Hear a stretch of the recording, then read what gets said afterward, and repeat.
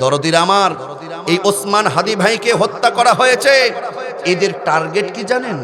এদের টার্গেট হলো জুলাই গণ অভ্যুত্থানের সামনের সারিতে যারা ভূমিকা পালন করেছে, স্বৈরাচারের দোসরদের টার্গেট হলো একে একে তাদের সবাইকে তারা শেষ করবে। কথা বলুন ঠিক না ব্যাঠি? এখনই যদি এই স্বৈরাচারকে যদি দমন না করা যায়, আগামীতে আমাদের জন্য আরো খারাপ মুহূর্ত অপেক্ষা করছে। কথা বলুন ঠিক না ব্যাঠি? আপনারা এই যে রিসেন্ট এনসিপির একজন মাঠে ময়দানের একজন কন্যা নারী, এনসিপির একটা নেত্রী, নাম হলো রুমি। কি নাম? এই রুমি এনসিপির একজন এই নেত্রী। এই রুমিকে দেখানো হয়েছে, প্রাথমিক এটাই ধারণা করা হচ্ছে যে রুমির গলায় ওড়না পেঁচিয়ে তার লাশ উদ্ধার করা হয়েছে। কিন্তু আমার ভাইরা, এইটাকে অনেকে এনসিপির নেত্রী এই রুমির এই মৃত্যুটাকে অনেকে আত্মহত্যা মৃত্যু বলে পার করিয়ে দিচ্ছে।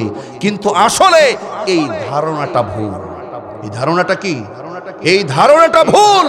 তার কারণ স্বৈরাচারদের মূল টার্গেট হলো জুলাই গণ অভ্যুত্থানের আন্দোলনে যারা সামনের সারিতে ছিল তাদেরকে একে একে টার্গেট করে ফোনের মাধ্যমে সরাসরি বিভিন্নভাবে হুমকি ধামকি দেওয়া হচ্ছে।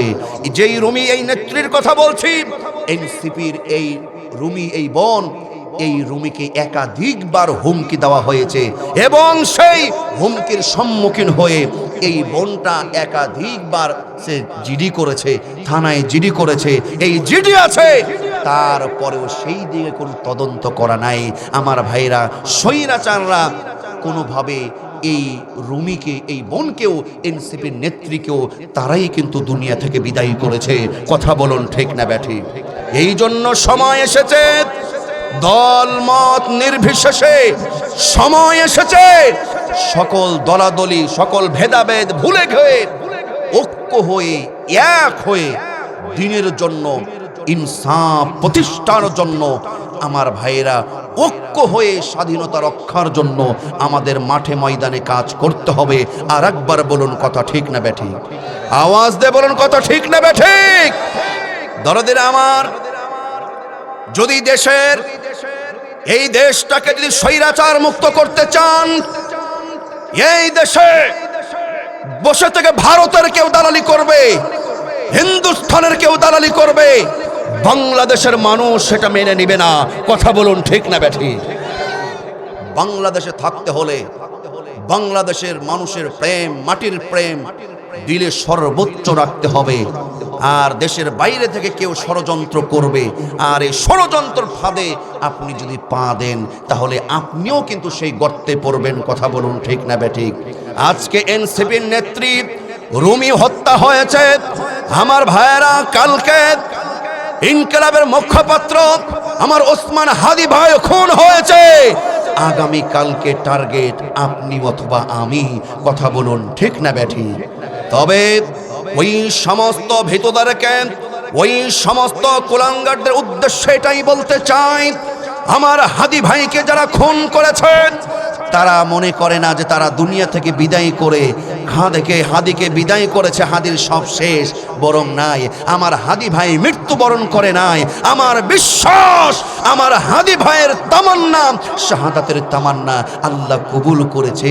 হাদি ভাই মরে নাই, হাদি ভাই শাহাদাত বরণ করে দুনিয়া থেকে বিদায় নিয়েছে। কথা বলুন ঠিক কিনা? এই মুহূর্তে আমরা মাগফিরাত কামনা করছি। বিশেষ করে বাতিলের বিরুদ্ধে বলিষ্ঠ কণ্ঠস্বর ছিলেন। জুলাই যোদ্ধার অন্যতম সামনের সারির হিরো নায়ক ছিলেন শহীদ শরীফ ওসমান হাদি ভাই। উনি আমাদেরকে এইভাবে ছেড়ে এত তাড়াতাড়ি বিদায় নেবে, আল্লাহ পাক ওনার মনের তামান্না, বাসনা, চেতনা, শাহাদাতের চেতনা আমার আল্লাহ মঞ্জুর করেছে। আল্লাহ পাক ওনাকে নিয়ে নিয়েছেন। আমরা দোয়া করছি আল্লাহ শরীফ ভাইয়ের মৃত্যুটাকে শাহাদাতের উচ্চ মাকাম দান করুন, পড়ি না আমিন। আল্লাহ পাক ওনার ছোট্ট নিষ্পাপ বালক স্ত্রী পরিবারের উপরে ধৈর্য ধারণ করার পূর্ণ শক্তি দান করুন। পড়ছি আল্লাহুম্মা আমিন। ওসমান হাদি ভাই উনি খুন হয়েছে, ঠিক না ব্যাঠিক? এতটুকুই শেষ না পিছনে নাটক আছে? এই নাটক আমি আপনাদের সামনে আজকে শোনাবো, শুনবেন। কি কারণে হাদি ভাইকে খুন করা হলো, কারা খুন করলো, কারা জড়িত আছে, কে ইনডাইরেক্ট ভাবে জড়িত আছে, কে ডাইরেক্ট ভাবে আছে, এই খুন করার পিছনে মাস্টার মাইন্ড কারা ছিল, গড ফাদার কারা ছিল, আমি যদি আপনাদেরকে বলে দিই আপনারা কি রাগ করবেন? শুনবেন তো শোনার আওয়াজ জোরে দিতে হবে, শুনবেন ইনশাল্লাহ, থাকলে বলবো। আউযু বিল্লাহি মিনাশ শাইতানির রাজীম। বিসমিল্লাহির রাহমানির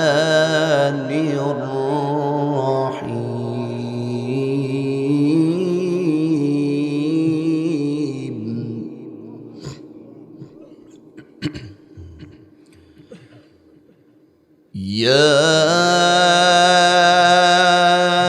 أيها الذين آمنوا هل أدلكم على تجارة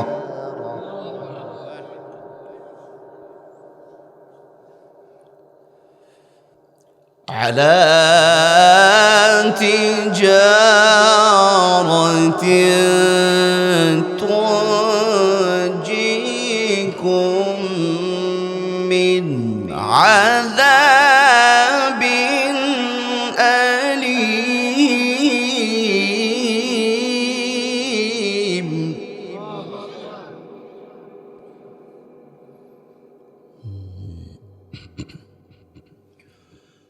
تؤمنون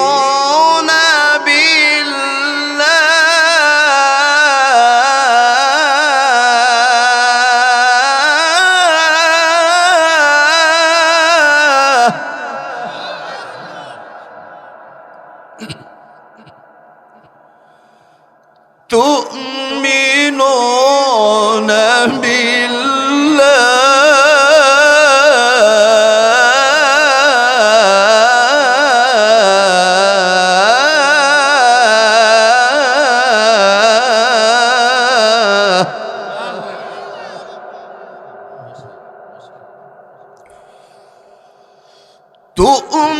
تؤمنون بالله ورسوله وتجاهدون في سبيل الله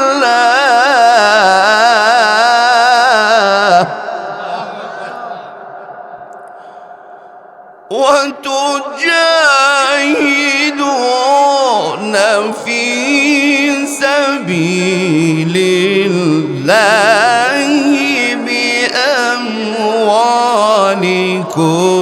وأنفسكم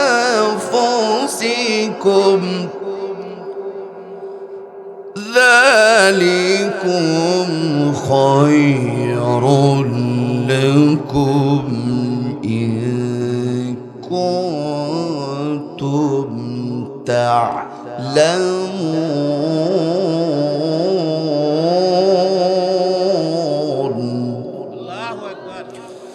ذلكم خير لكم إن كنتم تعلمون.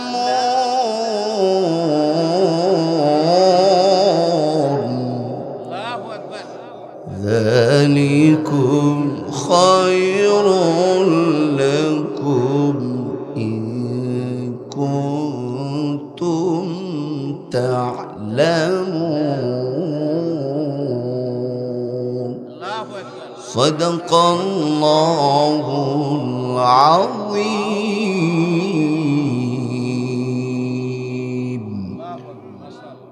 وقال النبي صلى الله عليه وسلم الدنيا سجن المؤمن وجنة للكافر أو كما قال عليه الصلاة والسلام সম্মানিত হাজিরিন আমি কোরআনুল কারীমের 61 নম্বর সূরা কত নম্বর সূরা সূরার নাম সূরাতুস সফ সূরার নাম কি কত নম্বর সূরা 61 নম্বর সূরা সূরাতুস সফ এই সূরাতুস সফ থেকে ছোট্ট দুইখানা আয়াত তেলাওয়াত করেছি কয়টি আয়াত আরো জোরে এক হলো 10 নম্বর এবং 11 নম্বর কত কত নাম্বার আমি কেন বলছি আমার আলোচনা কথা তাফসীর যেন কেউ উল্টা পাল্টা ভুল না বুঝে আমি বলে দিলাম দলিলগুলো আপনি পরে মিলিয়ে নেবেন তাহলে কেউ বলবে না যে এটা ওয়াজ হলো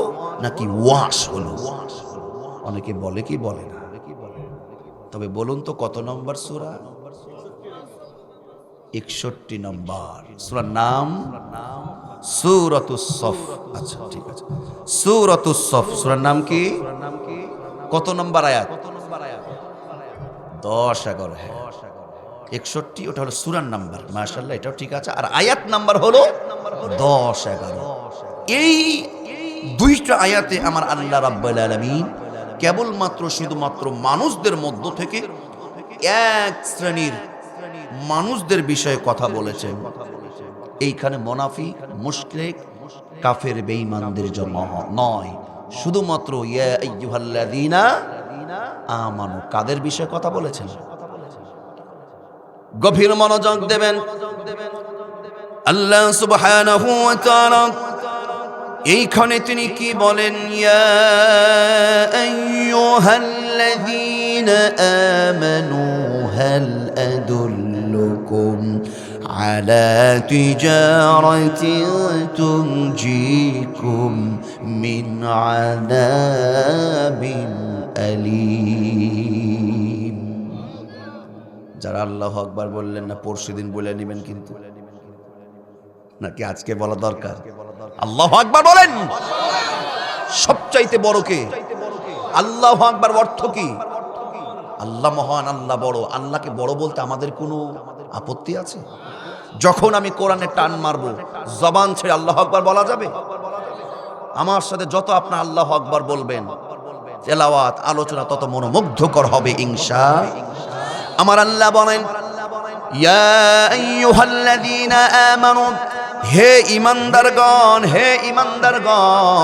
আল্লাহ পাক ঈমানদারদেরকে বলছেন হাল আদুল্লুকুম আলা তিজারা আমার আল্লাহ বলছেন আমি কি তোমাদেরকে এমন একটি ব্যবসার সন্ধান দেব এমন একটি ব্যবসার সন্ধান দেব যেই ব্যবসা তোমরা যদি আমার সঙ্গে করো তুনজিকুম মিন আযাবিন আলীম আল্লাহ বলছেন এই ব্যবসা যদি তোমরা আমার সাথে করো তোমাদেরকে কঠিন আযাব শাস্তি থেকে রক্ষা করা হবে বলি সুবহানাল্লাহ ব্যবসার সন্ধান দিবেন বললেন কে এই ব্যবসা করবেন কাদের সাথে ঈমানদারদের সাথে অর্থাৎ আমাদের ঈমান কম হোক বেশি হোক আছে না নাই অর্থাৎ আল্লাহ পাক আপনার আমার সঙ্গে ব্যবসা করতে চাচ্ছেন কিন্তু এই ব্যবসা আল্লাহর সঙ্গে আমরা কি করতে রাজি আছি আছে না বড় বড় বিজনেসম্যানরা দেখবেন বড় বড় টপ লেভেলের বিজনেসম্যান যারা শিল্পপতি তারা বড় বড় বিজনেসম্যানদেরকে ফোন দেয় যে ভাই আপনার সাথে আমি একটু ব্যবসা করতে চাচ্ছি আপনাকে আমার পছন্দ আপনাকে আমার চাই আপনি আমার সাথে কি ডিল করবেন ও ভাই দুই বিজনেসম্যান যদি মত এক হয় তখনই সুন্দর একটা ব্যবসার সিদ্ধান্ত হয় কথা ঠিক না বেটি আমার আল্লাহ বলছে ঈমানদার তোমাদেরকে আমার পছন্দ আমি তোমাদের সঙ্গে ব্যবসা করতে চাই ও ঈমানদার ভাইয়েরা চাঁপাইনবাবগঞ্জের ভাইয়েরা আল্লাহর সঙ্গে কি আপনারা ব্যবসা করতে চান গভীর মনোযোগ দেবেন পৃথিবীর দুনিয়ার ব্যবসা যেগুলো এইগুলো ব্যবসার পুঁজি হলো অর্থ টাকা পয়সা আর আল্লাহ যে ব্যবসার কথা বলছেন, এই ব্যবসার পুঁজি হলো খাঁটি ঈমান। পুঁজিটা কি? খাঁটি ঈমান। এবার শুনুন, দুনিয়ার ব্যবসা করার পরে যে লভ্য অংশ আসে, টাকা পয়সা আসে, যে লাভ, যে প্রফিট আপনারা আসে, সেইগুলো দিয়ে ঘরের অশান্তি দূর হয়, ঘরের অভাব দূর হয়। আমার ভাইয়েরা, ঘরের প্রয়োজন মিটে যায়। কথা ঠিক না বেঠিক? আমার আল্লাহ এইখানে ঈমানটাকে পুঁজি বানিয়েছেন। আর এই ব্যবসার লাভ হলো, পুরস্কার হলো জাহান্নামের আযাব থেকে মুক্ত একটা শান্তির ঠিকানা, পুরস্কার জান্নাত। বলি সুবহানাল্লাহ। বলেন বিশ্বনবীর উপরে এই আয়াতটা যখন নাজিল হলো, নবী সাহাবীদেরকে যখন শুনিয়ে দিলেন, আল্লাহ বলছেন ঈমানদারদের সঙ্গে ব্যবসা আল্লাহ করবে। ও সাহাবীরা, আমার আল্লাহ বলছেন, হাল আদুল্লুকুম আলা তিজারা, আমি কি তোমাদেরকে সেই ব্যবসার কথা সন্ধান দেব?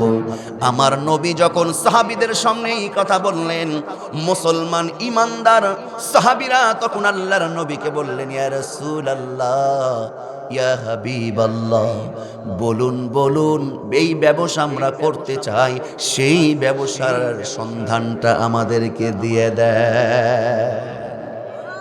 তারপরে আল্লাহ রাব্বুল আলামিন 11 নম্বর আয়াত নাজিল করল, সূরা সফের। সূরার নাম কি? সূরা সফের 11 নম্বর আয়াত নাজিল হয়ে গেল।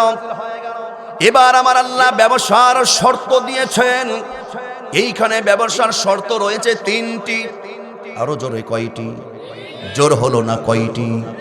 ব্যবসার শর্ত 3টি। এই 3টা শর্ত মেনে যারা আল্লাহর সঙ্গে ব্যবসা করবে, একজন ঈমানদার আল্লাহর সঙ্গে ব্যবসায়িক হিসাবে সেই সফলতা অর্জন করবে। 11 নম্বর আয়াতটা যখন নাজিল হয়ে গেল, আমার দয়ার নবী, মায়ার নবী সাহাবীদের উদ্দেশ্যে এবার ব্যবসার 3টা শর্ত নবী শুনিয়ে দিলেন। তুমিনুনা বিল্লাহ,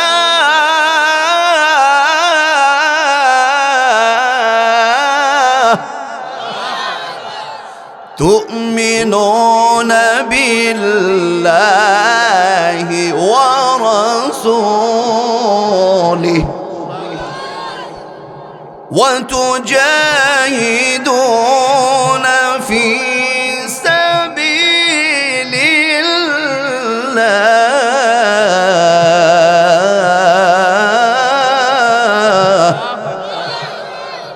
وتجاهدون في سبيل الله بأموالكم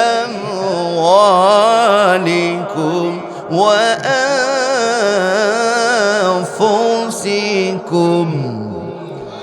আল্লাহ পাক কোরআনুল কারীমে সূরাতুন নিসার অন্য এক জায়গায় বলছেন, ইয়া আইয়ুহাল্লাযীনা আমানু আমিনু বিল্লাহি ওয়া রাসূলিহি। আমার আল্লাহ সুবহানাহু ওয়া তাআলা তিনি এইখানে তিনি বলেন, হে ঈমানদারগণ, আমিনু বিল্লাহি ওয়া রাসূলিহি, হে ঈমানদারগণ।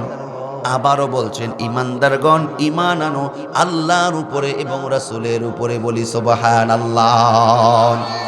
এইখানেও শুরুতে আমার আল্লাহ পাক ব্যবসা করতে চাচ্ছেন কাদের সাথে? ঈমানদারদের সাথে ব্যবসা করতে চাচ্ছেন। প্রথম শর্তই আমার আল্লাহ বলছে, হে ঈমানদারগণ, তুমিনুনা বিল্লাহি ওয়া রাসূলিহি, হে ঈমানদারগণ আরো খাঁটি নির্ভেজাল আল্লাহ এবং রাসূলের উপরে ঈমান আনয়ন করো। বলি সুবহানাল্লাহ। তার মানে আমরা একটিবার ঈমান এনেছি, কালেমা পড়েছি। আমার বাবা হাজী সাহেব, আমি হাজী সাহেব, আমি বলতে পারবো না যে আমি খাঁটি ঈমানদার, আমি নির্ভেজাল মুসলমান। কথা বলুন, ঠিক না বেঠিক? এই জন্য সতর্ক থাকার দরকার আছে না নাই? সতর্ক থাকতে হবে কি হবে না? দরদির আমার, আমাদের নামের সাথে কামের মিল নাই। অনেকে আছে ঈমান আলী, নাম আছে না? ঈমান আলী, ওর ঈমানের কিছুই নাই, কিন্তু নাম ঈমান আলী।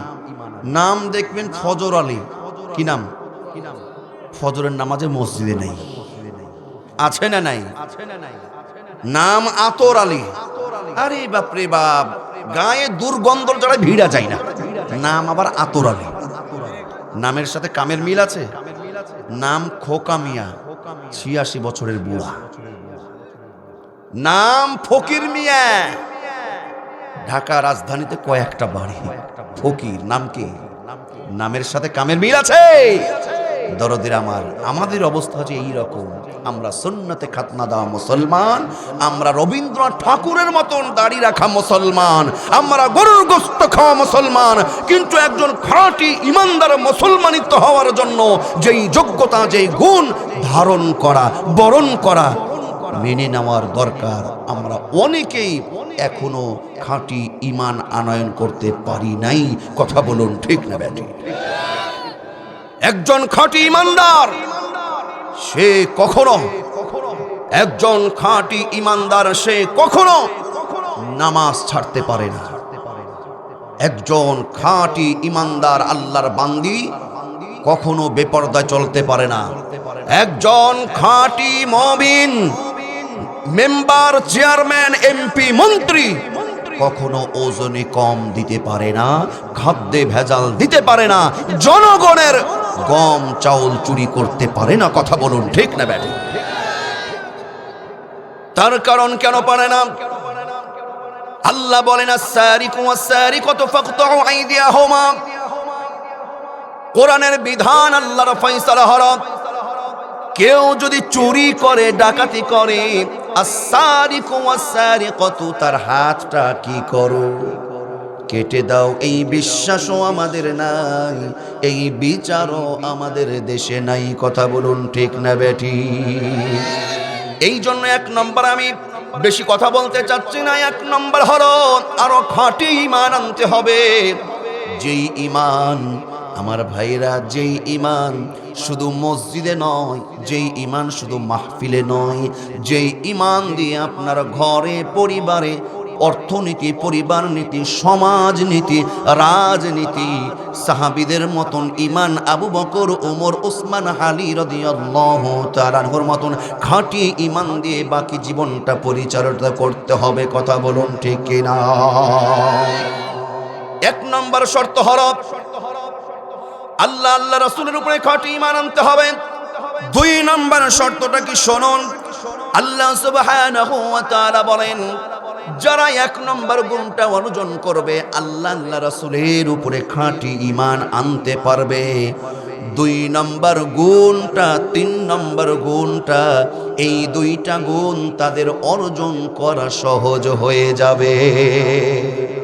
২ নম্বর হলো ওয়াতুজাহিদুনা ফি সাবিলিল্লাহ।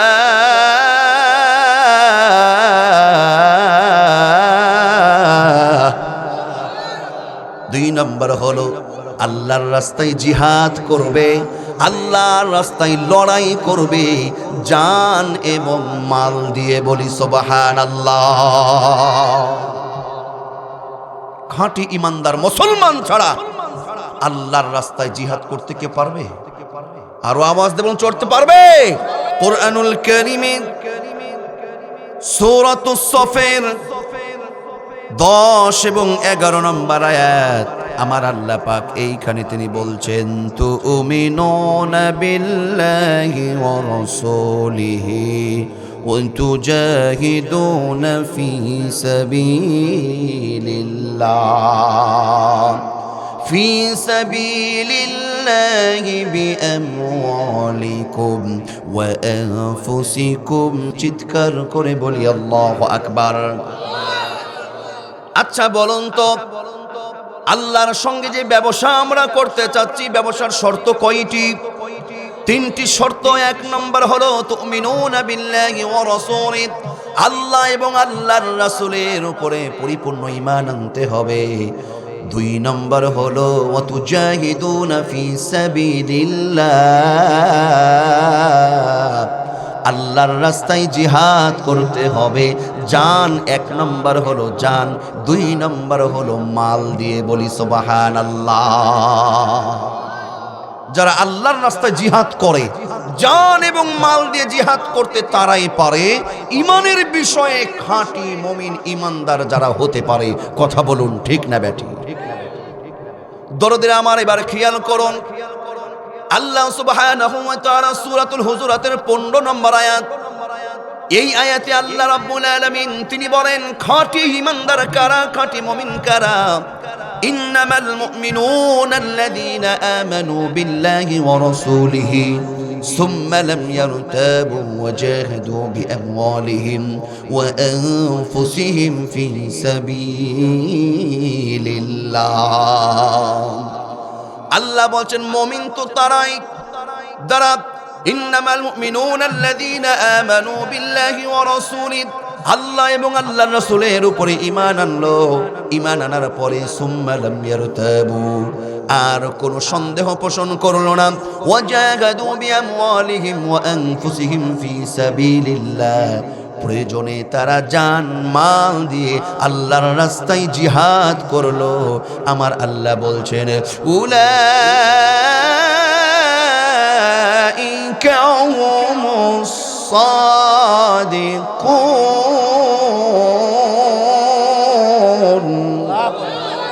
আল্লাহ বলছেন এরাই হলো সচ্চালক, ইমানের বিষয়ে এরাই হলো সত্যবাদী। বলি সুবহানাল্লাহ, আল্লাহু আকবার। এই গুণটা সবাই আনতে পারে না। আল্লাহর রাস্তায় জীবন উৎসর্গ করা, জান এবং মাল দিয়ে। কি কি দিয়ে? আওয়াজ দিয়ে বলুন, জান এবং মাল। বিআমওয়ালিকুম, মাল দিয়ে।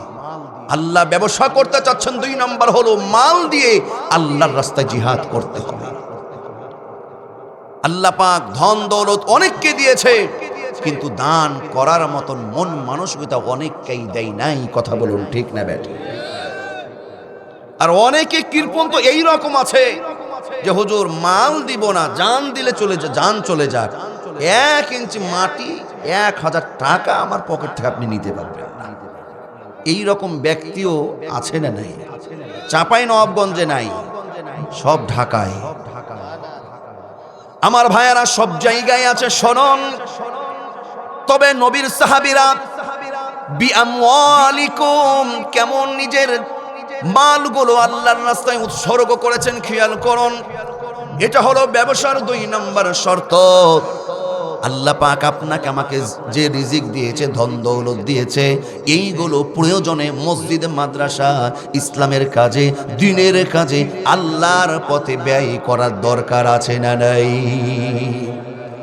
আল্লাহর নবী এইভাবে এক সময় কালেকশন করছিলেন। আমি যেইভাবে আপনাদের কাছে কালেকশন করলাম, চাইলাম আমার দয়ার নবী এইভাবে কালেকশন করছেন। দ্বীনের জন্য, ইসলামের প্রয়োজনে সাহাবীরা যার যার মতন ধন দৌলত নিয়ে আসছেন। সব সময় দানের বিষয়ে যিনি 1 নম্বর হতেন, সব সময় শ্রেষ্ঠ দানবীর যিনি হতেন, তিনি হলেন 1 নম্বর ইসলামের খলিফা। সবাই বলুন তার নামটা কি? আবু বকর সিদ্দিক রাদিয়াল্লাহু তাআলা। বলি আল্লাহু আকবার। আবু বকরকে কেউ কখনো ফেল মারতে পারতো না। আল্লাহর নবী যখন এইভাবে কালেকশন শুরু করেছেন, দরদিরা আমার, ওমরে ফারুক এবার মনে মনে ইরাদা করেছে, চিন্তা ভাবনা নিয়েছে, আজকে আমি দান করব সবার চাইতে বেশি, সবার চাইতে বেশি দান করব, আমি 1 নম্বর হব। আলী দান করেছে, উসমান দান করেছে। দরদিরা আমার, এবার ওমর এসেছে। আল্লাহর নবী ডাক দেয়া বলে, ওমর তুমি আল্লাহর রাস্তার জন্য কি নিয়ে এসেছো? ওমরের মনে চিন্তা ভাবনা, আজকে আমি ফার্স্ট হব, নবীর সাহাবী আবু বকরকে আজকে ফেল মারাবো, আমার উপরে আবু বকরকে যেতে দেব না। এবার নবী বলে, ওমর বলো বলো তোমার কালেকশন, তুমি কি নিয়ে এসেছো? হযরত ওমরে ফারুক রাদিয়াল্লাহু তাআলা ডাক দেয়া বলে, ইয়া রাসূলুল্লাহ, ইয়া হাবিবাল্লাহ, আমার যত ধন দৌলত, আমার যত সম্পত্তি আছে, সবগুলোকে আমি 1 জায়গায় করেছি। 1 জায়গায় করে 2 ভাগ করেছি। 1 ভাগ আমি বাড়িতে আমার নিজের পরিবারের জন্য রেখে এসেছি, আর 1 ভাগ আপনার পায়ের কাছে ওয়াকফ করে দিলাম। দরদিরা আমার, আল্লাহর নবী এবার আবু বকরকে তালাশ করছে। আবু বকর কই তুমি? আবু বকর, নবীর শ্বশুর আবু বকর কোথায়? আবু বকর দূরে দাঁড়িয়ে আছে। দরদিরা আমার শুনুন, এবার যখন দূরে দাঁড়িয়ে আছে, আবু বকরের মুখটা ছোট, আবু বকরের কানা মানা চেহারা নবী দেখে বলছে, ও আবু বকর, আপনার কেন মন খারাপ? আপনি কি আল্লাহর রাস্তায় কিছু দেবেন না? আপনি কি আজকে কিছু দান করবেন না? বলুন আপনি কি নিয়ে এসেছেন আর কি রেখে এসেছেন? আবু বকর সিদ্দিক বলে, ইয়া রাসূলুল্লাহ, ইয়া হাবিবাল্লাহ, আমার যত সম্পদ আছে সমস্ত সম্পদগুলোকে এক জায়গায় করেছি এবং সমস্ত সম্পদগুলোকে বেঁধে নিয়ে আমি সব সম্পদগুলো আপনার রাস্তায় দিয়ে দিতে এসেছি। নবী বলে, পরিবারে কি থুয়ে এসেছো? পরিবারে কে আছে? আমার দয়ার নবী যখন এই কথা বলেন, আবু বকর সিদ্দিক রাদিয়াল্লাহু তাআলা বলে, নবী গো, আমার সব ধন দৌলত ইসলামের জন্য আপনাকে দিয়ে দিলাম, আর পরিবারে শুধু আমার বিশ্ব নবী আল্লাহ এবং আল্লাহর রাসূলকে রেখে এসেছি। ইসলামের প্রথম খলিফাকে বলেন সবাই, প্রথম খলিফাকে? দানেও কয় নম্বর? দানেও প্রথম, বলি না সুবহানাল্লাহ। এটা হলো 2 নম্বর শর্ত, দান করতে হবে। দান করলে লস নাই, ক্ষতি নাই।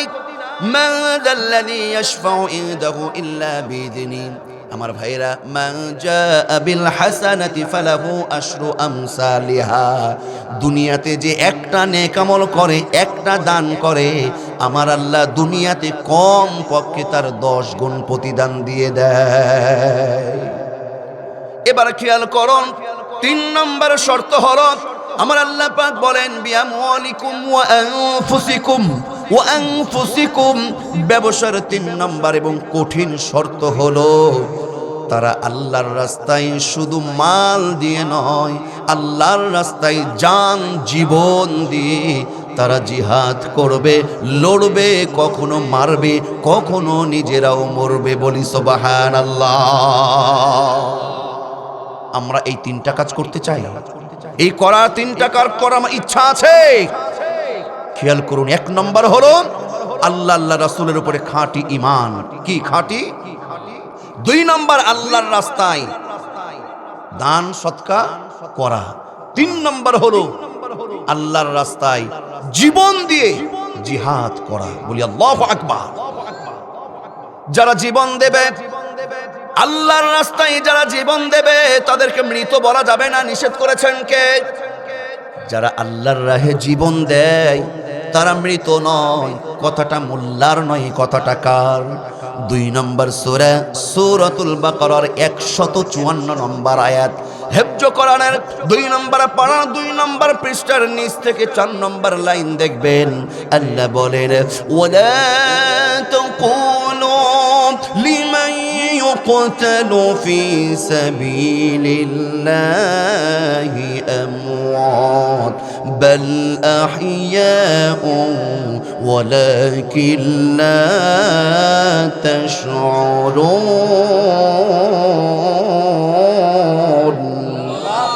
আমার আল্লাহ বলেন, ওয়ালা তাকুলু লিমান ইউকতালু ফি সাবিলিল্লাহ। যারা আল্লাহর রাহে জীবন দেয়, আল্লাহর জন্য জীবন দেওয়া, আল্লাহর রাহে জীবন দেওয়া মানে হলো ইসলামের জন্য, কোরআনের জন্য, হাদিসের জন্য, সত্য প্রতিষ্ঠার জন্য, জিহাদের ময়দানে ইনসাফ প্রতিষ্ঠার জন্য, দ্বীন কায়েমের জন্য, মানবতার জন্য, দেশের জন্য। দরদির আমার, একমাত্র আমার আল্লাহর স্বার্থে, পরকালের স্বার্থে নিজের জীবনটা যারা উৎসর্গ করে দেয়, আমার আল্লাহ বলছে, যারা নিজের জীবনটা দিয়ে মৃত্যুবরণ করে তোমরা তাদেরকে মৃত বলো না, তারা জীবিত। বাল আহইয়াউ ওয়ালাকিন লা তাশউরুন। কিন্তু তোমরা তা অনুধাবন করতে পারো না। আল্লাহু আকবার বলুন। দরদিরা আমার, যারা আল্লাহর রাস্তায় জিহাদ করে জীবন দেয়, মৃত্যুবরণ করে, এনারা মৃত না জীবিত? আসতে বলবেন না, মৃত না জীবিত? অন্য জায়গায় 3 নম্বর সূরা সূরাতুল আলে ইমরানের 169 নম্বর আয়াতে আমার আল্লাহ বলেন, ওয়ালা তাহসাবান্নাল্লাযীনা কুতিলু ফি সাবিলিল্লাহি আমওয়াত বাল আহইয়াউন ইনদা রাব্বিহিম ইউরযাকুন। আমার আল্লাহ বলেন, যারা আল্লাহর রাহে, এইখানে বলছেন যারা আল্লাহর রাহে জীবন দেবে, আল্লাহর জন্য জীবন দেয়, তারা মৃত না, তারা জীবিত। বাল আহইয়াউন ইনদা রাব্বিহিম ইরযাকুন, এবং তারা আল্লাহর পক্ষ থেকে রিজিক প্রাপ্ত। সুবহানাল্লাহ বলেন। রিজিক প্রাপ্ত মৃত মানুষ, মুর্দা লাশ, মরা মানুষ, তাদের রিজিকের দরকার আছে, তারা রিজিক গ্রহণ করতে পারে। আল্লাহ পাক বলছেন তারা আল্লাহর পক্ষ থেকে রিজিক প্রাপ্ত। আপনি আমি যে জীবিত অবস্থায় যে রিজিকগুলো গ্রহণ করি, আমার আল্লাহ সমস্ত রিজিক, আল্লাহ বলছেন যে যারা শাহাদাত বরণ করে, আল্লাহর রাহে জীবন দেয়, তারা হলো রিজিক প্রাপ্ত। তার মানে এইখানে আমার আল্লাহ প্রমাণ করেছে তারা রিজিক প্রাপ্ত, মানে তারা মৃত না, প্রকৃতপক্ষে তারা, আওয়াজ দিয়ে বলুন, প্রকৃতপক্ষে তারা জীবিত।